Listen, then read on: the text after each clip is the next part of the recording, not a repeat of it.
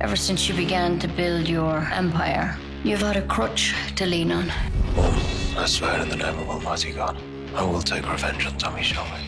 That, my friend, is the finest opium in the world. Perhaps we can meet after you've spoken to your wife's uncle, Jack Nelson. Tommy Shelby wants to do business with Jack Nelson. So speak to your uncle and get me out of here. If he doesn't want to buy my opium, I will sell these Boston Jews. It's Ruby. She's not well. I'm coming up.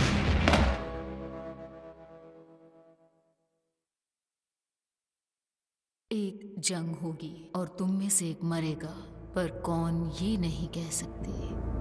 तुम उन लोगों को सजा देने में busy थे जिन्होंने उन्हें मारा। फैमिली कैसी है?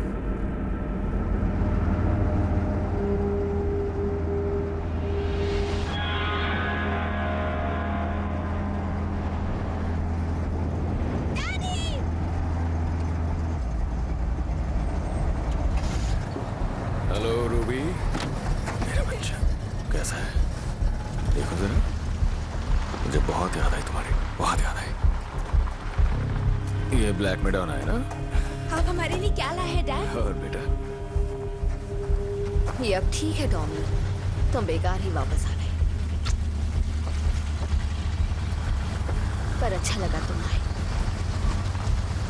ठीक है, तो बाकी काम बाद में, पहले हम लोग ड्राइव पे जाएंगे, ठीक है? और मेरा क्या? हाँ, तुम भी चलो, आ जाओ। पर ड्राइव पर कहाँ? मैंने ड्राइवर से बोला है कि वो हमें डॉक्टर रॉबर्ट के पास ले जाए। वो रूबी को देख लेंगे एक बार। क्यों? 1 घंटे के बाद अपॉइंटमेंट है, तुम जाओ तो यहीं पे रहो, या आ जाओ। ठीक है। ठीक है, चलो।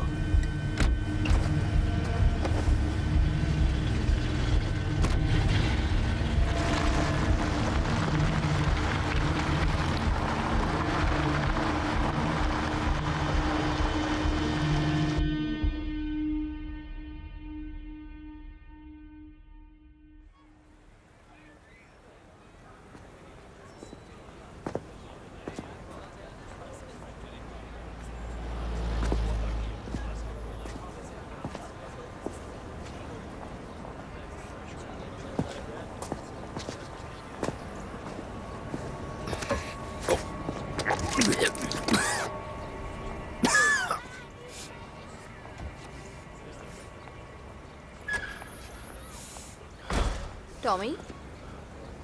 हाँ? सब ठीक है, वो बिल्कुल ठीक है। चलो, अच्छी बात है, सुनकर राहत मिली। हाँ। ड्राइवर कार लेके आ रहा है। डैडी, हाय, इधर आओ।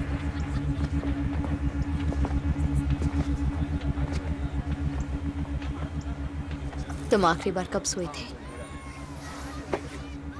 याद नहीं, शायद जब हमारी फोन पे बात हुई थी तब। अब पता चल गया ना रूबी ठीक है, तो सो जाओ। हाँ। लिज़ी, मैं बहुत खुश हूँ कि रूबी बिल्कुल ठीक है। पर तुम अब भी नहीं सोगे ना?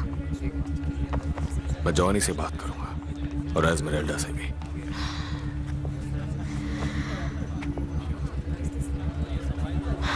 हम छुट्टी पर जा सकते हैं, अमेरिका में कहीं किसी पहाड़ पर। नहीं, वो तो नहीं हो सकता। जिस आदमी से मैं डील कर रहा हूँ वो लंदन आ रहा है, मुझे वहां जाना पड़ेगा। कोई रास्ता नहीं है। हम जरूर निकल जाएंगे लिज़ी, बस एक आखिरी डील बाकी है। थोड़ी मुश्किलें होंगी और मुश्किल तो हमेशा होती ही है, इसीलिए मुझे एक मुद्दे से दूसरे मुद्दे पे जाना पड़ता है।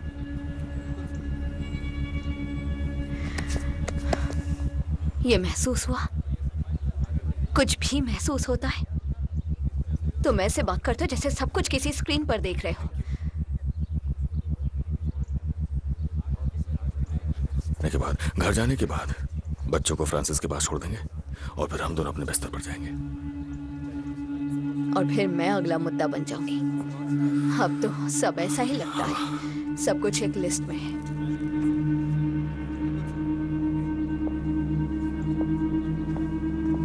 हे बेबी, हम घर कब जाएंगे? बस थोड़ी देर में जाएंगे।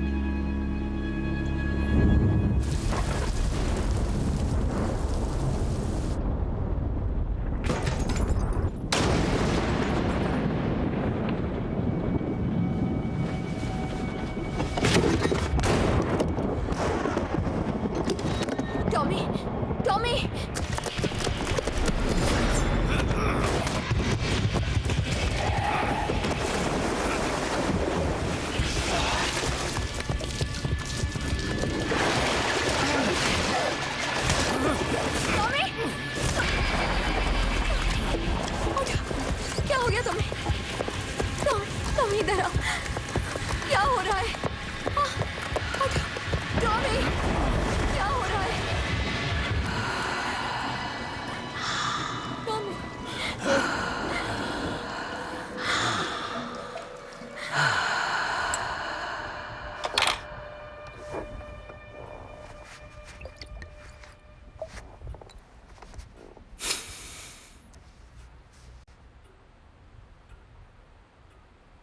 4 साल हो चुके हैं, 1 महीना 6 दिन जब से मैंने शराब छोड़ी।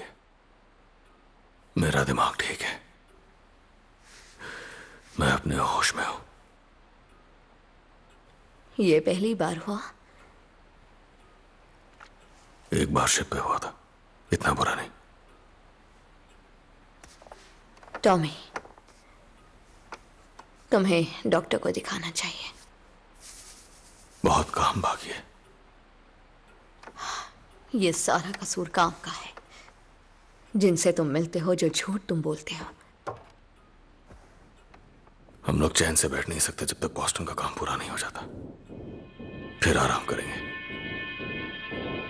फिर हम पीकी ब्लाइंडर्स आराम करेंगे। साथियों, इस प्लानिंग मीटिंग खत्म होने और तुम लोगों को बारिश में भेजने से पहले हमारे पास एक सरप्राइज है। वो अभी अमेरिका के ट्रेड मिशन से वापस लौटे हैं। जल्दी वापस आ गए और उन्होंने खुद आप वॉलंटियर से बात करने के लिए जोर दिया है। साथियों, साउथ बर्मिंघम के आपके labour representative mister Thomas Shelby MP OBE।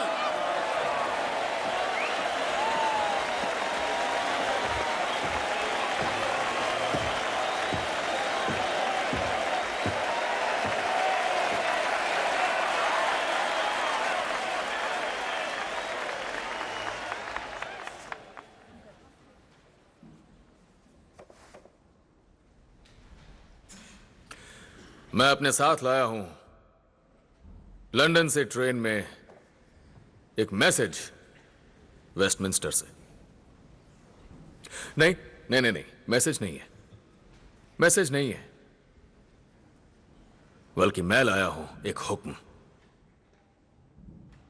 कि आपको चुप रहना है।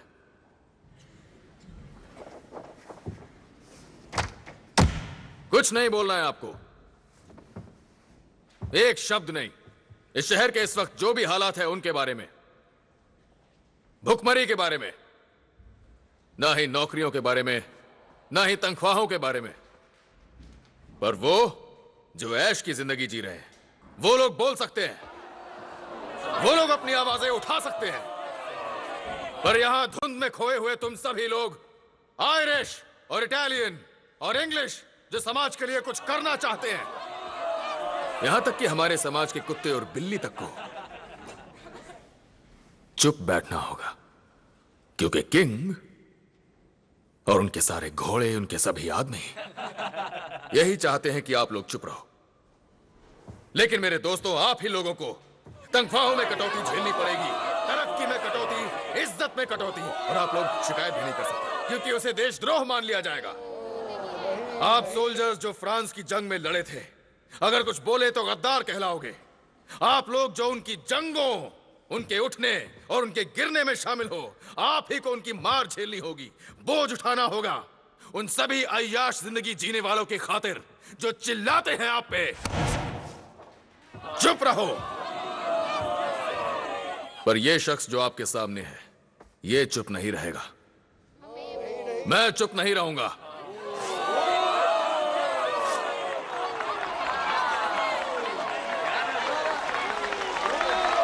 मैं चुप नहीं रहने वाला, मैं चुप नहीं रहने वाला, क्योंकि मैंने आपकी आवाजें सुनी है जब आप लोग मेरे पास अपने रोते बिलखते भूखे बच्चों की कहानियां लेकर आते हैं, और मैं उस हर एक बच्चे की चीख को अपने जहन में जिंदा रखूंगा और वापस अपने साथ लेके जाऊंगा वेस्टमिंस्टर की ओर जाने वाली ट्रेन में, और सुनाऊंगा मैं वो सारी चीखें हाउस ऑफ कॉमन्स में, और फिर देखते हैं वो हमें कैसे चुप करवाते हैं। हाँ,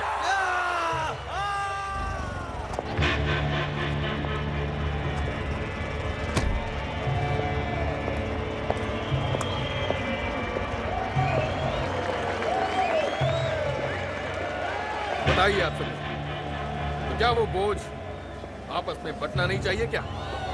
हम सभी को मिलता है रोटी का बस एक छोटा सा टुकड़ा, जबकि वो रोटी उनके लिए हम ही बनाते हैं, गाड़ियां बनाते हैं, लोहा पिघलाते हैं।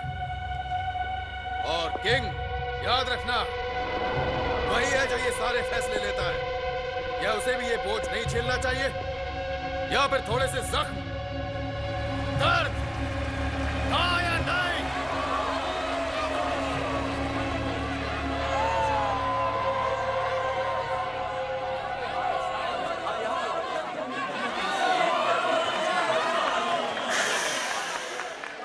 चुप रहो तुम छोटे साधारण लोग, चुप रहो। बढ़िया, आवाजें बचा के रखो, इसकी जरूरत पड़ेगी। सैटरडे को जब हम सभी लोग इकट्ठा होंगे बुल रिंग मार्केट में, और साथ में बुलंद करेंगे आवाज, तोड़ देंगे अपनी चुप्पी और गिरा देंगे इस टूटी फूटी सरकार को।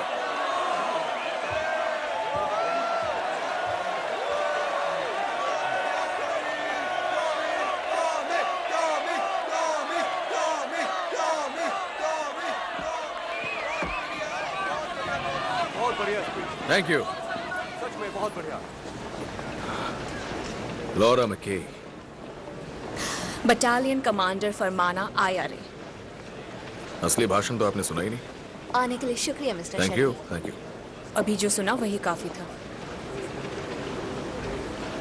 तुम दोनों के पास मुझसे नफरत करने की वजह है, और तुम बदला लेना चाहते हो। जिप्सी ट्रेडिशन है, हम मरने वाले का नाम सबके सामने नहीं लेते हैं।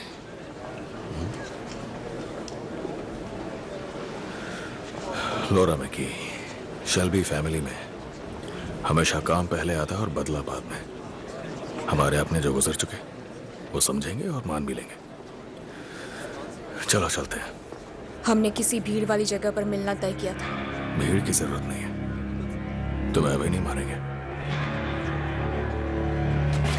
चलो।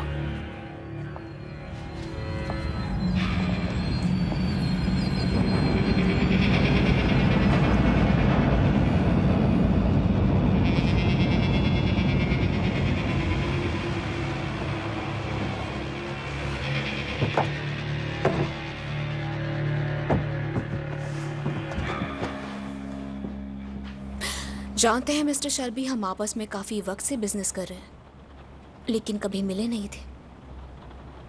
आप जुनून से बात करते हैं और रहमदिली से। आप माफी को समझते हैं और अब आप पानी पीते हैं। फिर भी मैंने अपने कई भरोसेमंद लोगों से सुना है कि आप मशहूर हैं अपने मॉरल टर्पिट्यूड की वजह से। मॉरल टर्पिट्यूड घोड़े के लिए बड़ा अच्छा नाम है। आपको इसका मतलब पता है? इसका क्या मतलब है? लोगों को बर्बाद कर दो, बर्बाद कर दो और पीछे मुड़ के देखो भी नहीं। लालच की आग में अपने सारे आदर्शों को फूंक डालो, सिर्फ अपने फायदे के लिए। और मैं बदल रहा हूं, लॉरा मैकी, और अब मेरी ऑर्गेनाइजेशन भी बदल रही है।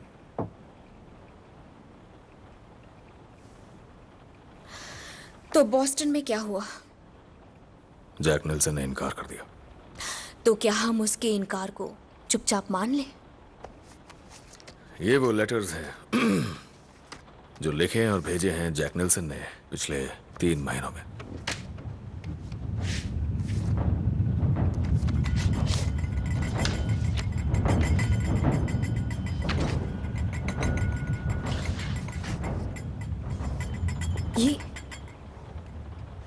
ये तो अमेरिका के प्रेसिडेंट का एक पर्सनल लेटर है। ये तुम्हारे पास कैसे आया? मेरा रेस का घोड़ा मॉरल टर्पिट्यूड मेरे बाकी घोड़ों से बहुत अलग है। कभी कभी मैं उसे बाहर दौड़ पे ले जाता हूं, जब भी कोई अच्छा मकसद हो जिसमें उसकी जरूरत हो।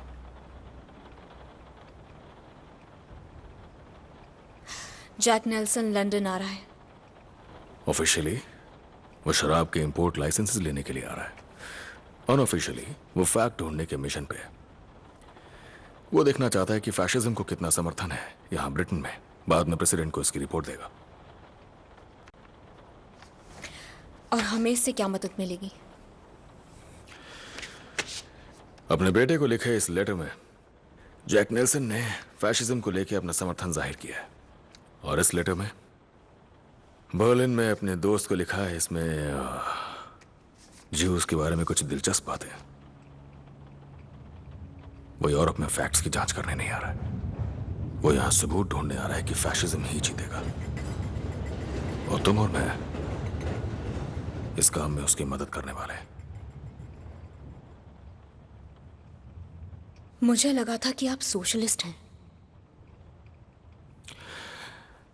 तो जब से पॉलिटिक्स में कदम रखा है यही सीखा है कि कोई लाइन बीच से निकल के कभी बाएं या दाएं नहीं जाती है, वो गोल गोल घूमती है। मैं तुम्हें दिखाता हूं। अगर बाएं दिशा में बहुत दूर तक जाओ तो कोई ऐसा मिलेगा जो दाएं दिशा में बहुत दूर तक गया होगा, और दोनों एक ही जगह मिल जाते हैं। मेरे जैसे सोशलिस्ट वर्किंग क्लास और तुम्हारे जैसे नेशनलिस्ट वर्किंग क्लास, नतीजा नेशनल सोशलिज्म। और मैं यहां हूं बीच में, एक आदमी जो ईमानदारी से जीना चाहता है अंधेरे से भरी इस दुनिया में। डबलिन में तुम्हारे दोस्त हैं लॉरा मैकी, जो फैशिस्ट आइलैंड के लिए लड़ाई लड़ रहे हैं, और तुम उनकी तरफ से काम कर रहे हो। सही कहा ना? जब जैक नेल्सन लंदन आएगा तो फिर मैं उसे ऑसवाल्ड मोज़ली तक और फैशिस्ट का साथ देने वालों तक, हाउस ऑफ कॉमन्स और हाउस ऑफ लॉर्ड्स तक ले जा सकता हूं, लाइन के दोनों तरफ से। फैशिज्म बहुत पसंद आ रहा है ऊंचे तबके वाले लोगों को, और तुम्हारी मदद से मैं उसे डबलिन तक ले जा सकता हूं। और आपको लगता है कि इस तरह हम अपना माल पहुंचा सकते हैं बॉस्टन में? हो सकता है, तुम्हारे मकसद के लिए और फायदे हो सकते हैं। तुम्हें बस इतना करना है कि बैठो और जैक नेल्सन से बात करो आने वाले सुनहरे युग के बारे में, और उनके यूएस प्रेसिडेंट के नक्शे में आयरलैंड को भी शामिल करवाओ।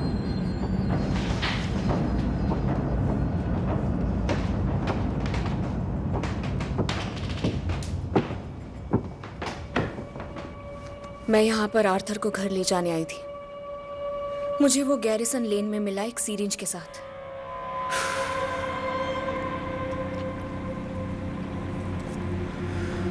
दोस्त हमेशा प्यार करता है, पर मुसीबत में सिर्फ भाई काम आता है, किसी महान आदमी ने कहा था।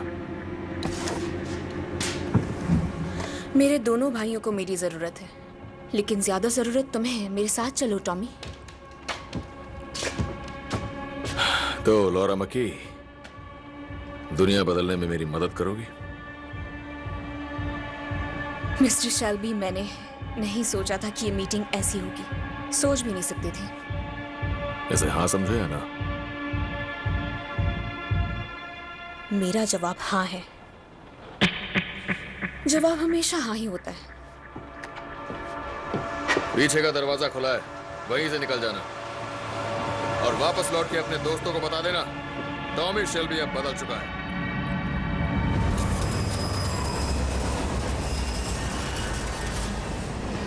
कहाँ है वो?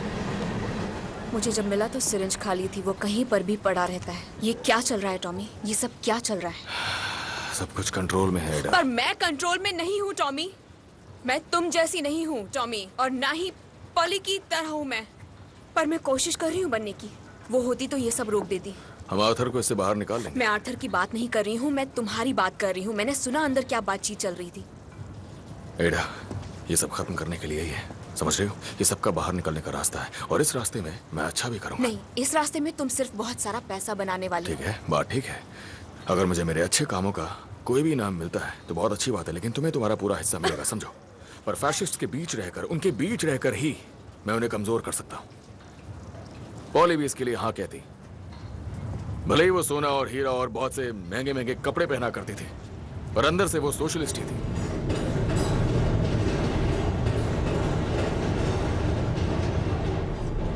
मुझे पता है टॉम की बहुत देर हो चुकी है, लेकिन ये दरवाजा, ये वही दरवाजा है। हम डैड की बियर लेने आते थे और हम इतने ज्यादा छोटे थे कि हम दोनों मिलकर वो बोझ उठाते थे। हाँ, याद है मुझे। और अब देखो हम लोगों को।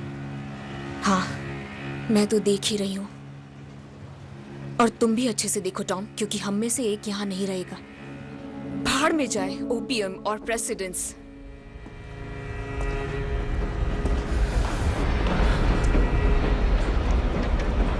एडा, अगर तुम्हें मेरी मदद नहीं करनी है तो मैं तुम्हें कुछ नहीं कहूंगा। और ये मेरा मिशन है और मेरी इसमें कोई हद नहीं है। कहाँ हो तुम टॉम? हाँ, मेरा बड़ा भाई। तुम कभी कभी खुश होते थे, हंसते थे।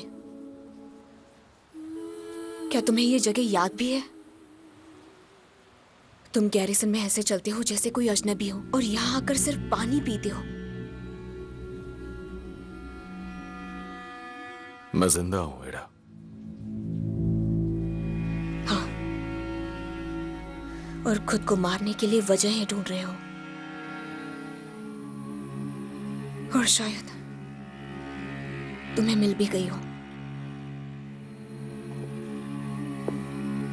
मेरे बच्चे हैं टॉमी, तुम्हें ये बोझ अब अकेले ही उठाना होगा।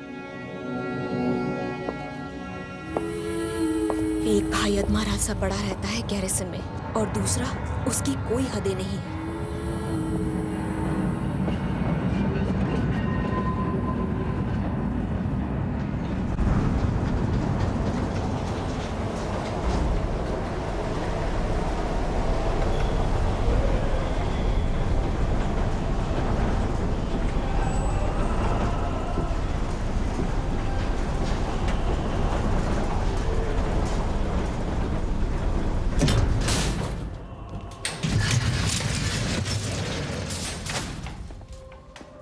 मेरे आने का पता है।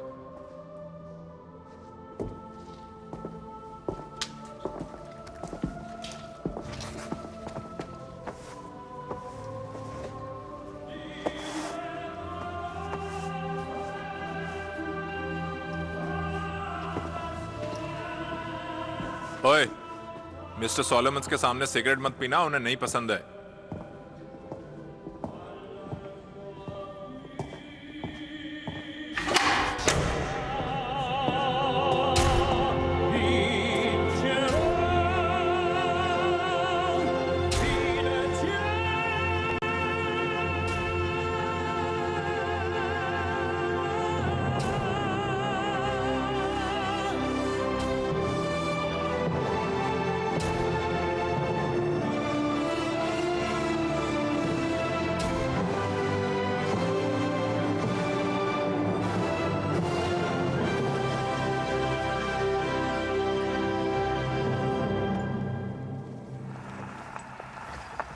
मुझे हमेशा ऐसा लगता था कि ओपेरा का मतलब मोटे लोगों का चीखना चिल्लाना होता है।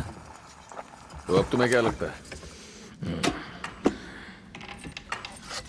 टेनोर की जुनून भरी आवाज सुनकर मुझे इटालियन फौजियों की चीखें याद आती है जब मेरी छुरी उनके अंदर घुसती थी। अपनी खुद की मौत के बाद से मैंने वो डर अक्सर महसूस किया है।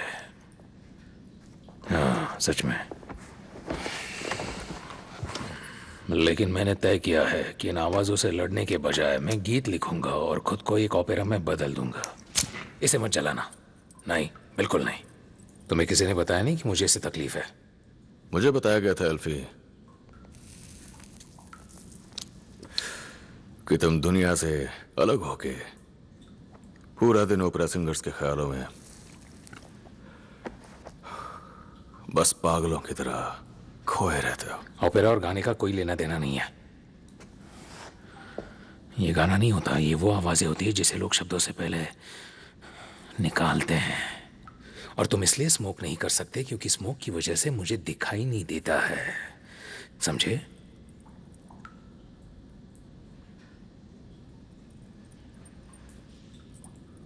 क्या तुम्हें इसराइली लोगों में कोई कमजोरी दिखती है? एहसास के तौर पे तो बिल्कुल नहीं अल्फी। अच्छा, कोई खास बात है इस बारे में? यहां बैठ के तुम अपना ओपरा लिख रहे हो और उधर तुम्हारे परिवार में कोई मर गया है।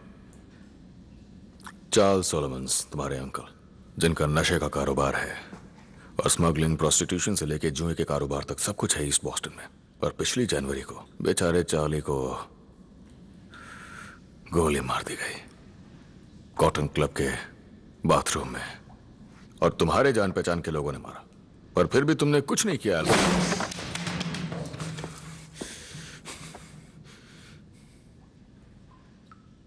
मेरे ओपेरा का नाम है अमेरिका, और अमेरिका यही मेरा मास्टरपीस है।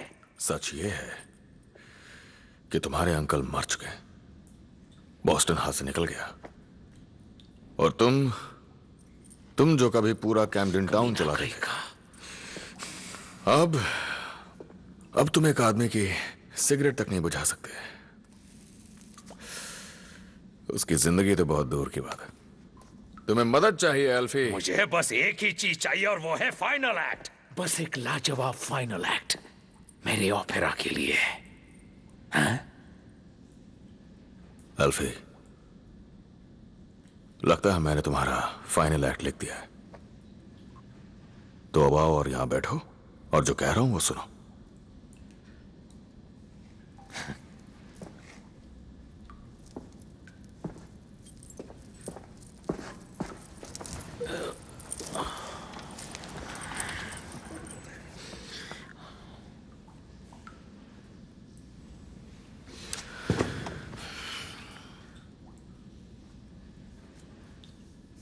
मेरे पास 5 ton pure refined opium Liverpool के मेरे गोदाम में रखी हुई है।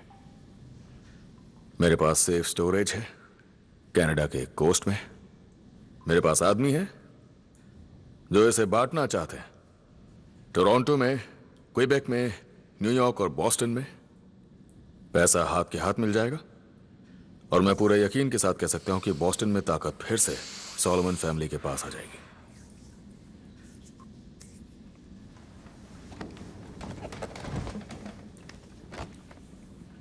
जो ये फाइनल एक्ट मैं तुम्हें दे रहा हूं एल्फी, उसमें बदला तुम खुद ही लोगे। तुम बेचना क्यों चाहते हो? आयरिश मुसीबत खड़ी कर रहे हैं, इटालियंस का तो कोई मतलब ही नहीं है। और हाँ एल्फी, तुम मेरे दोस्त हो। मुझे क्रेडिट दोगे क्या? नहीं, मैं प्रॉपर्टी लूंगा। कैम्पडेन के आधे गोदाम तुम्हारे हैं, मैं उन्हें ले लूंगा। उन्हें तोड़ के मैं घर बनाऊंगा जरूरतमंदों के लिए जो इसके हकदार हैं।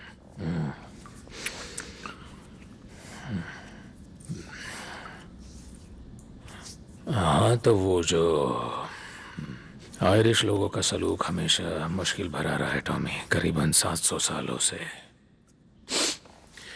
मैंने एक बार एक आयरिश आदमी को पार्लियामेंट स्क्वायर में ओलिवर क्रॉमवेल की मूर्ति से लड़ते हुए देखा था। बहस काफी देर तक चलती रही, रात भी बीत गई और उसकी आवाज पार्लियामेंट के चारों तरफ गूंजती रही, और उसका गुस्सा भी बहुत बढ़ता गया क्योंकि ओलिवर क्रॉमवेल ने उसके जायज सवालों का जवाब नहीं दिया, और आखिर में उसका गुस्सा इतना बढ़ गया कि उसने मूर्ति की नाक पर घूंसा मार दिया और खुद अपना ही हाथ तोड़ लिया। और इसी में उस आयरिश सवाल का जवाब छुपा है। तुम्हें 200 साल पहले की सारी बातें याद है, लेकिन कल रात को क्या हुआ था ये तुम्हें बिल्कुल भी याद नहीं है।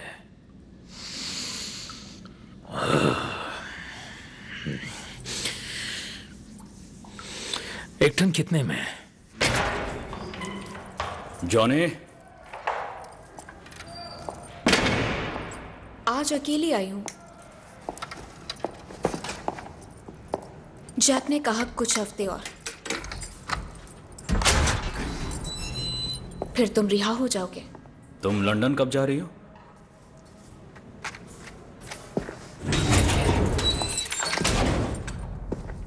कल जा रही हूं। तुम्हें गुड बाय कहने आई हूं।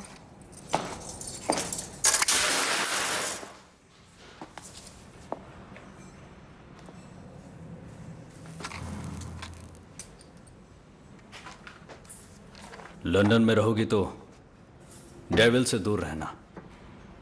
जरूरत पड़े तो अपने कान बंद रखना। मैं तुम्हारे साथ होंगी माइकल। मैं तुम्हें याद करती हूं, सिर्फ तुम्हें।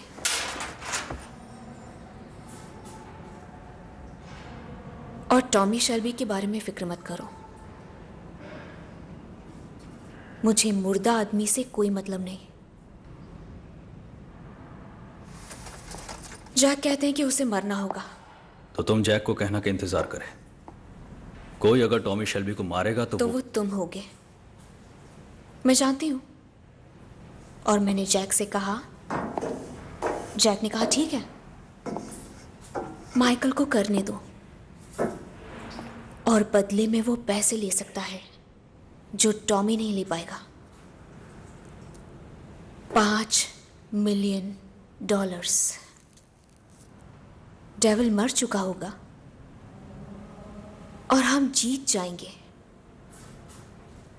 ओह, और हाँ माइकल, हर रात, बॉस्टन की आधी रात जब लंदन में सुबह के 5 बजे होंगे, मैं अपने बड़े से बिस्तर पर जागती रहूंगी और तुम इस जेल के कमरे में जागते रहोगे और हमारी रूहें साथ आएंगी और प्यार करेंगी। और मुझे अलार्म की भी जरूरत नहीं है। और तुम पूरा होने से पहले नहीं सोओगे। आधी रात से सुबह तक।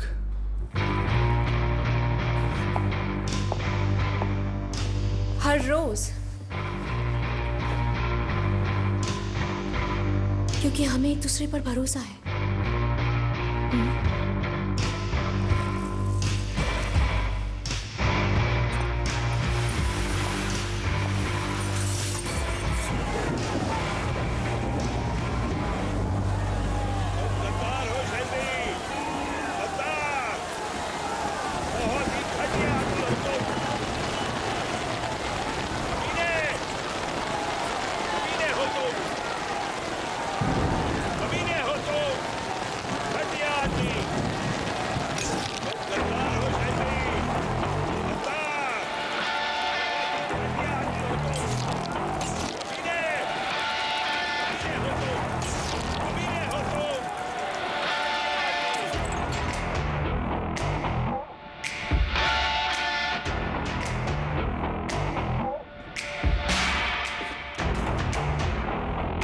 अंधेरा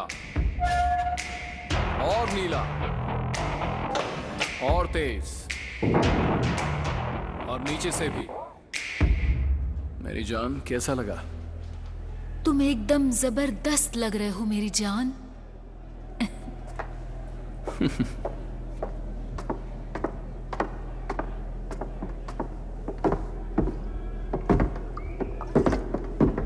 भाड़ में जाए लिपस्टिक। बढ़िया है। जहाज को रवाना करने के लिए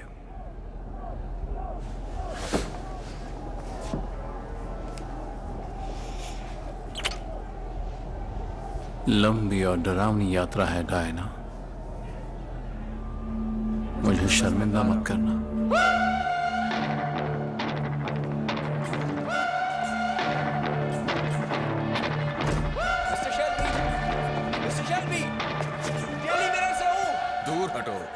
क्या मैं जान सकता हूँ सोशलिस्ट एंटी फैसिस्ट रैली में क्यों शामिल होगा सर? आने दो उसे, उसके सवाल का जवाब दूंगा। मिस्टर मोजले और मेरी कॉन्स्टिट्यूएंसीज जुड़ी हुई हैं। हमने साथ में पहले काम किया और वो खुद पहले एक सोशलिस्ट रह चुके हैं। और आज रात मेरा काम केवल 2 विचारधाराओं को जोड़ने का है और मैं बीच में खड़ा हूँ। मिस्टर शेल्बी, आपने एक बार मिस्टर मॉजली के साथ प्लेटफॉर्म शेयर किया था। क्या आज रात आप उनके साथ स्टेज पर होंगे? नहीं, मैं अपने दोस्त मिस्टर मोजली को ये याद दिलाने आया हूँ कि किस तरह हम ब्रिटिश लोग समझौता करवाते हैं। तुम चाहो तो ये लिख सकते हो दोस्त। दिमाग खराब कर दिया इसने।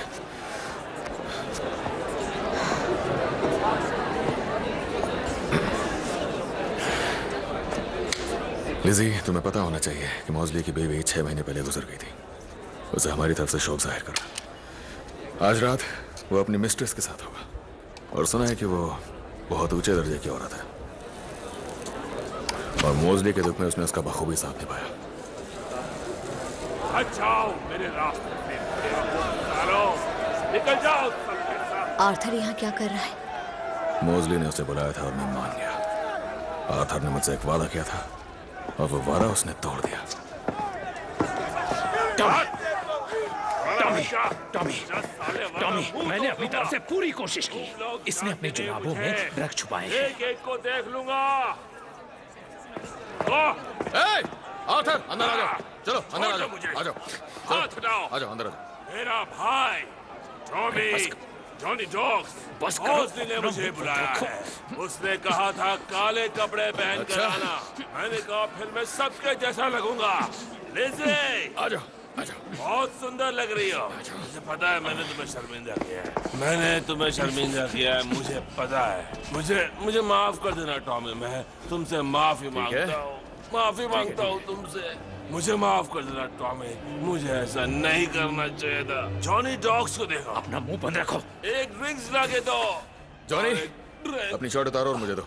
ये तुम क्या कह रहे हो टॉमी? अपनी शर्ट उतारो और मुझे दो अभी। एक ड्रिंक।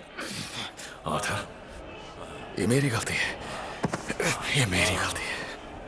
याद है हमने वोट किया था कि हम ओपियम का बिजनेस नहीं करेंगे और हमने ना किया था। मैंने मना किया। याद है मैंने तुम्हारा फैसला रद्द कर दिया था। मैं यहाँ नहीं था, मैं दूर था। कहाँ थे? और एडा ने मुझे बताया कि तुम मोजली के साथ घूम रहे हो। हाँ वो हाँ एक बड़ा खूबसूरत घर। मैं बेलग्राविया में पार्टीज में जाता था और वहाँ मुझे इज्जत मिलती थी। और तुम उन्हें क्या देते हो? स्नो और कंपनी का बहुत सारा माल। देखो अपने आप को, आधे खत्म हो चुके हो तुम। आधे खत्म हो गए, बस कबाड़ और हड्डी। तुमने थप्पड़ मारा मुझे, थप्पड़ मारा। मुझे अनसुलझा ही दिखना है, समझ रहे हो? अनसुलझा हर तरीके से। मुझे दाएं और बाएं, अंधेरे और उजाले दोनों के बीच में घूमना है और दोनों का भरोसा बनाए रखना है और अपने भाई को इस तरह काली शर्ट पहने हुए घूमने नहीं दे सकता जिससे डेली मिरर वाले उसे छाप दे। अगर किसी ने मेरी इस ड्रेस में फोटो ली तो मैं उसका कैमरा अपने जूते से तोड़ दूंगा टॉम। बाहर वो लोग पेट्रोल बॉम्ब फेंक रहे हैं टॉमी। मुझे लगा एडा तुम्हारा ख्याल रखे। एडा ने कहा वो हमारे साथ काम करने के बारे में सोचेगी। उसे पता नहीं उसे क्या चाहिए। मैं एडा से बात करूंगा। सुनो, मैं घर जा रहा हूँ। नहीं, तुम यहीं रुको। मेरे पास तुम्हारे लिए कुछ है। लिज़ी, तुम जॉनी के साथ जाओ। जॉनी, लिज़ी को सीट तक लेके जाओ। लेकिन मेरे पास इनविटेशन नहीं है टॉम। जॉनी, तुमने काली शर्ट पहनी हुई, तुम जो चाहो कर सकते हो। अब जाओ, मैं आ रहा हूँ। जाओ जाओ डॉग्स, मुझे भी एक ड्रिंक ला के दो।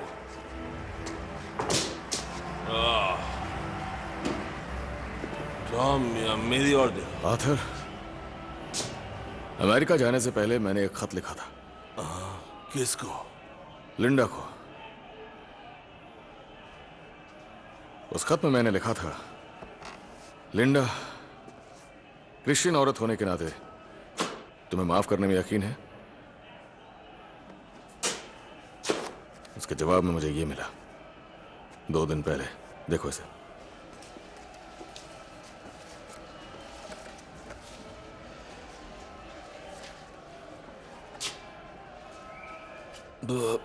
क्रिश्चियन औरत होने के नाते हाँ, मुझे माफ करने में यकीन है। और हाँ शब्द के नीचे कुछ और भी लिखा है।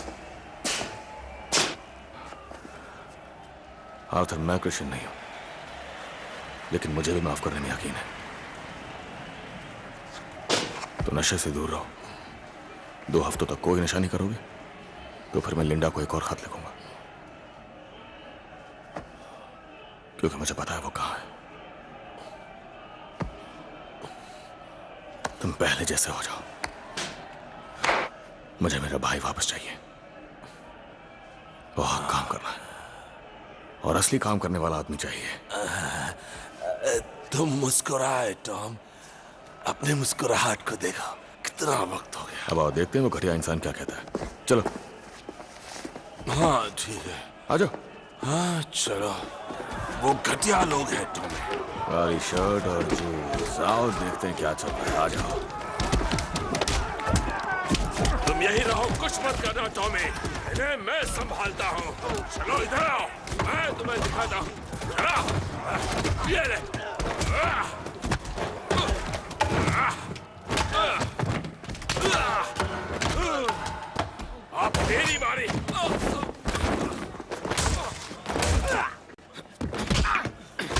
रहा तेरी आंखें फोड़ देता हूँ। नहीं, यहाँ नहीं, यहाँ नहीं। यहाँ अब बहुत हो गया, घर चलो। मुझे जरूरी काम है। जॉनी, इसे घर ले जाओ और इस बार इसके मोजे भी चेक करना।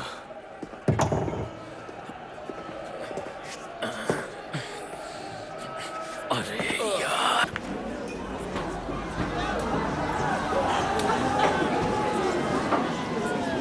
टॉमी, अब हमें निकलना चाहिए।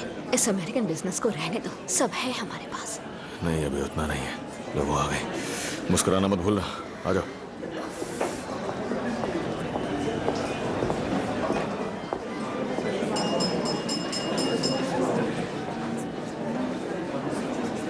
लेडीज एंड जेंटलमैन, आज रात उन्होंने आपसे तारीफ हासिल की है। महान देश के आने वाले प्राइम मिनिस्टर सर ऑसवर्ल्ड मॉज़ली। बाहर में जाओ मॉज़ली, बाहर में जाओ, छोड़ो मुझे।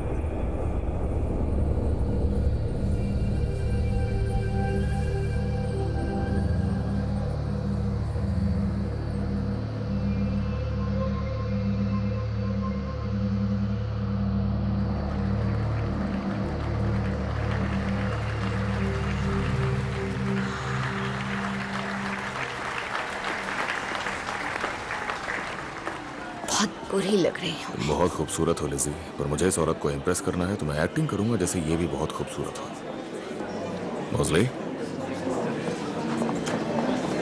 डायना, ये हैं Tommy Shelby, MP, OB, mister Shelby, lady Diana Mitford. Oswald की सबसे नई और आखिरी मिस्ट्रेस। ये मेरी वाइफ है, लिज़ी शेल्बी। इयररिंग्स खूबसूरत हैं। ओह, ये मैंने टिफिनी से चुराए थे। एक्चुअली ये इयररिंग्स इन्होंने पेरिस से खरीदे थे। हनीमून पर पेरिस गए थे। ओह, मुझे पेरिस बिल्कुल पसंद नहीं। सुना है आपको बर्लिन पसंद है? हम दोनों वहाँ शादी करने जा रहे हैं, है ना ऑसवर्ल्ड? मॉज़ली, मुझे तुमसे कुछ काम की बातें करनी है, तो क्यों ना तुम और मैं थोड़ी सी शांत जगह चले। जॉन, मिस्टर शेल्बी ने अभी अजीब बात कही है। हम आदमी अलग जाके बिजनेस की बातें करेंगे और तुम औरतें इंतजार करो सच संवर के। हद है। आपको क्या लगा मिस्टर शेल्बी, ये कौन सा साल है? 1807? वैसे बर्मिंघम में सदियां धीरे गुजरती हैं, लेकिन मिस्टर शेल्बी अगर बात बिजनेस की है तो डायना ही मेरे सारे कारोबार को चलाती है। नए जमाने का तरीका है मिस्टर शेल्बी। हाँ, हमें पता है। मैं कंपनी की डायरेक्टर हूँ, मैं भी मीटिंग में शामिल होंगी। हाँ जरूर, तुम्हें भी होना होगा एलिजाबेथ। वैसे मुझे लिज़ी बिल्कुल पसंद नहीं है, मुझे लिबरेटेड एलिजाबेथ पसंद है। उसे भी शामिल होना चाहिए। वो पेरिस जा चुकी है, दुनिया घूम चुकी है, बहुत अच्छे। एक बात बताऊं, ऑसवर्ल्ड ने मुझे तुम्हारे बारे में सब कुछ बता दिया।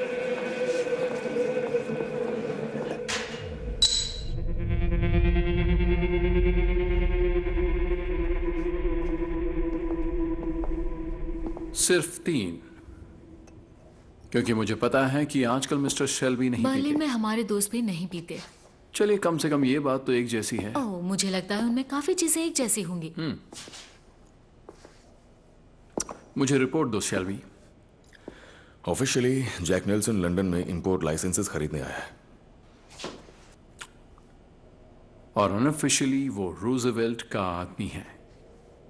लेकिन जैसा कि तुम उसके इस खत से समझ सकते हो, उसका नजरिया बिल्कुल न्यूट्रल नहीं है।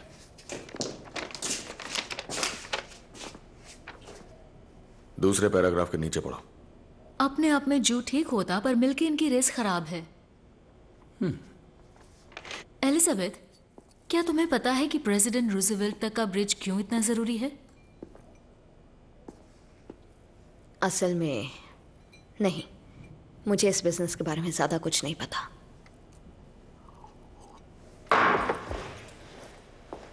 लेकिन तुम्हारे होने वाले हस्बैंड के साथ सोई हूं, उसके बारे में काफी कुछ पता है मुझे। टॉमी, मैं बाहर वेट कर रही हूँ। बहुत बढ़िया एलिजाबेथ। आप लोग नेल्सन से मिलना चाहते हैं कि नहीं? मिस्टर शेल्बी, क्या आपसे मैं आपको थॉमस बुलाऊं? आप चाहें तो। हाँ, बिल्कुल चाहती हूँ, और हम आपकी कोशिशों के लिए शुक्रगुजार हैं। लेकिन मिस्टर शेल्बी, इस कारोबार को आगे बढ़ाने से पहले आपको अपनी वाइफ के बारे में कुछ करना पड़ेगा।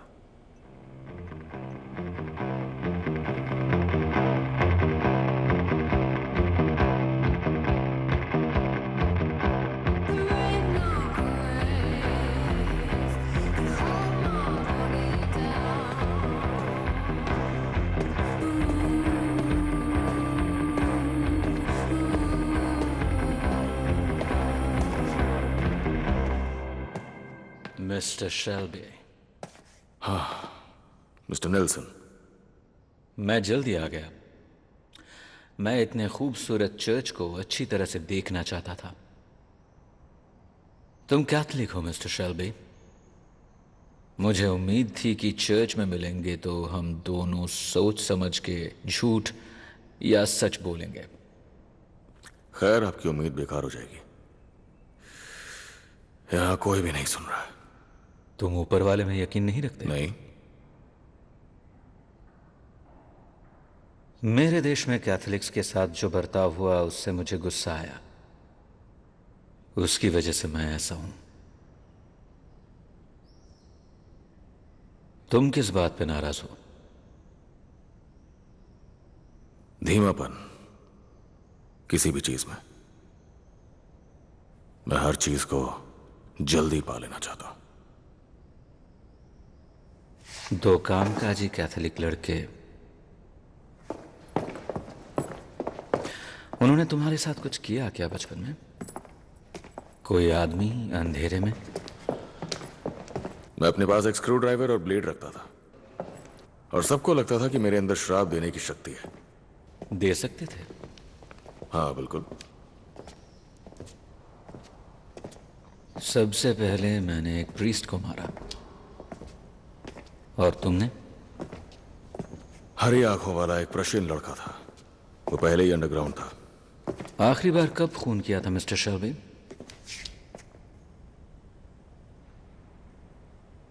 चार साल पहले।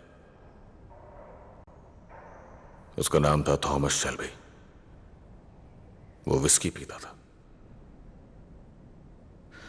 तुम ये चाहते हो कि मैं तुम्हें अपने शहर में आने दूं और नार्कोटिक्स में डील करने दूं जिससे लोग मरेंगे? आप विस्की में डील करते हैं मिस्टर नेल्सन। मैंने अभी हाल ही में वेटिकन की एक रिपोर्ट पढ़ी थी जिसमें लिखा था कि विस्की कहीं ना कहीं हमारे कैथोलिक भाई बहनों को ज्यादा मारती है, जबकि ओपियम एक ऐसा सेडेटिव है जिसे ज्यादातर प्रोटेस्टेंट्स और एथीस्ट लोग इस्तेमाल करते हैं। बदले में इंग्लैंड में कुछ लोग हैं जिनसे कि मुझे मिलना चाहिए। हाँ, एक जैसी सोच वाले। मैं यहां लाइसेंस खरीदने आया हूं, शराब के लिए। शराब जो ब्लू ब्लड वाले बड़े लोग पीते हैं। अमेरिका में लेबल्स और एस्पिरेशंस पसंद किए जाते हैं। वैसे मेरे पास अपने खुद के वॉडका और जिन के ब्रांड्स हैं। अपने पोर्टफोलियो में शामिल कर सकते हैं आप। मैंने सुना है कामकाजी लोग शेल्बी को पसंद करते हैं। हाँ, और इस बात पे मुझे बहुत गर्व है। सुना है तुम एक कवि भी हो? नहीं, मैं कविताएं बस पढ़ता हूं। इस देश के कुछ लोग हैं जिनसे मैं मिलना चाहता हूं। फैशिस्ट्स। बूट्स और काले शर्ट्स वालों से नहीं, बल्कि टक्सीडोज वालों से। मैं ऐसे आदमियों को जानता हूं जो मकसद के साथ हैं और ऐसों को भी जानता हूं जो मकसद के खिलाफ हैं। पिछले कई सालों से मैं मिस्टर चर्चिल के करीब रह के काम कर रहा हूं, अलग अलग हैसियतों से। वो मुझ पे भरोसा करते हैं। वो फैशिज्म के बढ़ने के खिलाफ है और आप भी यही मानते होंगे। इसे रोका नहीं जा सकता।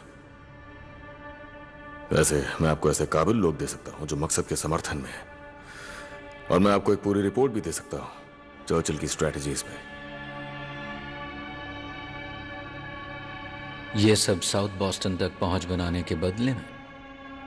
इसके साथ ही आप खुद चर्चिल का सामना कर सकते हैं बिना मुझसे जानकारी लिए, और मैं अपनी ओपियम जूस को बेच सकता हूं।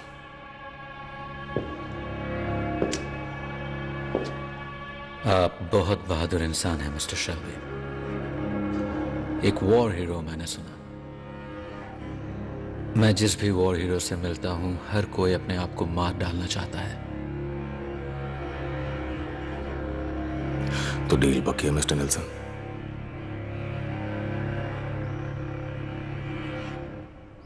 मैं तुम्हारी बातों को जरूर सोचूंगा।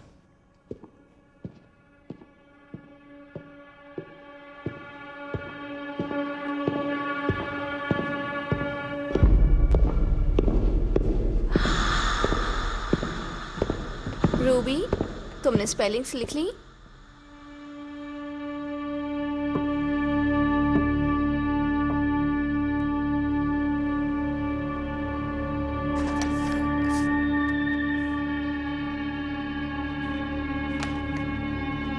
रूबी, रूबी,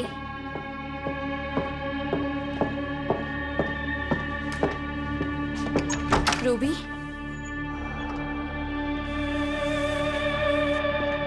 रूबी, क्या कर रही हो बेटा? मुझे आवाजें आ रही है, चिमनी से सुनाई दे रही है। कौन सी आवाजें? कोई आदमी है।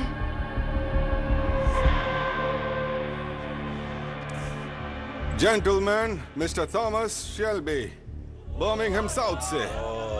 उसको वापस बुला लिया। मिस्टर स्पीकर, मैं ऐसे परिवार में बड़ा हुआ जिसने जिंदगी के उन हालातों का सामना किया जो धार्मिक लोगों के उसूलों का इम्तिहान ले सकते हैं। बड़ी बड़ी बातें कर रहे हैं। बिल्कुल बिल्कुल, अच्छे से अच्छे लोग भी ऐसे में अपने आदर्शों को छोड़ देते, क्योंकि भीड़ भरी ब्रिटेन की झुग्गियों की मुश्किलें और नीचपन में उन्हें बनाए रखना मुश्किल है। तुम्हें आदर्शों के बारे में क्या मालूम है?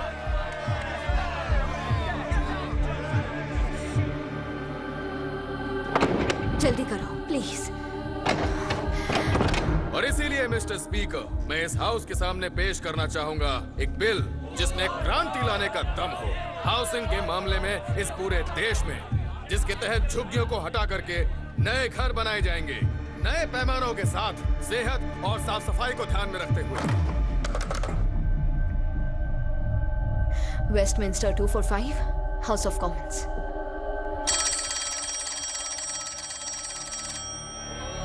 बदलाव का वक्त आ गया है। लोग बहुत सह चुके हैं। आओ खिड़कियां खोलें, एक नई रोशनी आने दें, एक नया जेरूसलम बनाएं, जिसमें सरकारी ईंटें होंगी।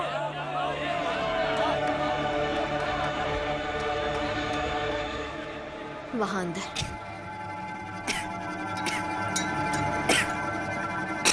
कोई बात नहीं।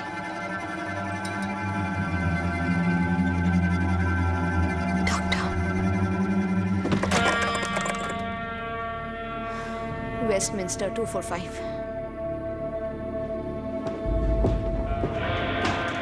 मिस्टर शेल्बी,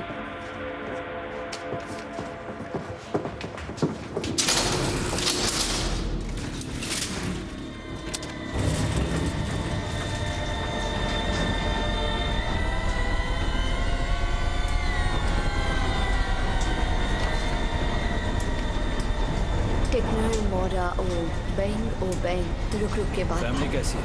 और तुम से मरेगा। वो मुझे घूर रहे हैं डैडी। एक आदमी हरी आपके पास। आप ये आवाजें बंद कर दो ना। यहाँ कोई आवाजें नहीं है जान।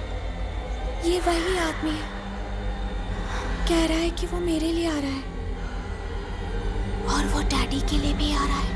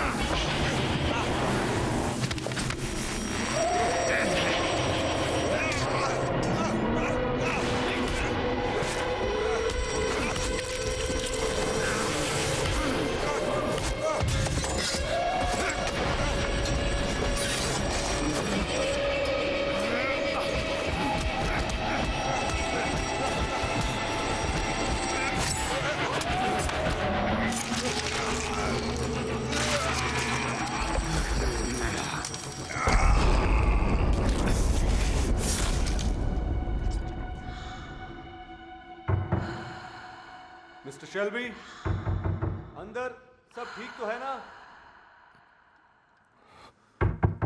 Mister Shelby? सब ठीक है, सब ठीक है।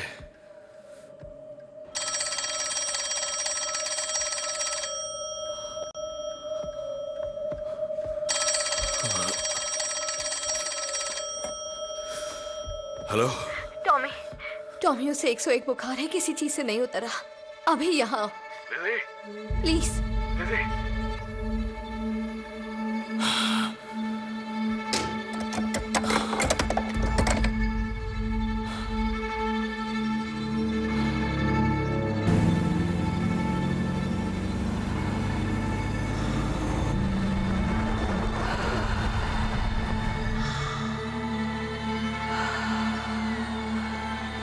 कहाँ है वो?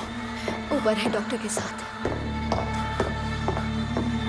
सुनो टॉमी, डॉक्टर ने कहा उसके पास नहीं जाना चाहिए अगर उसकी क्या?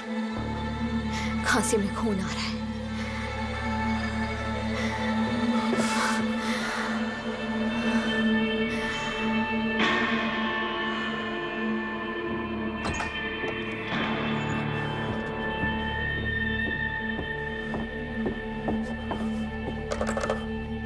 मैडोना, वो नंबर डायल करो जो मैंने तुम्हें दिया था, एस्मे शेल्बी ली का।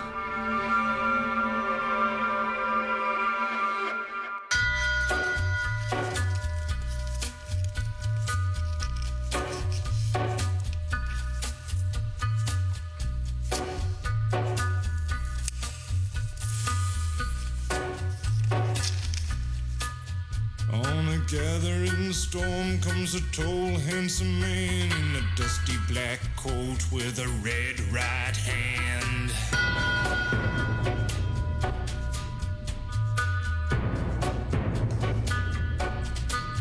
His shadow is cast wherever he stands, stacks of green paper in his red right hand.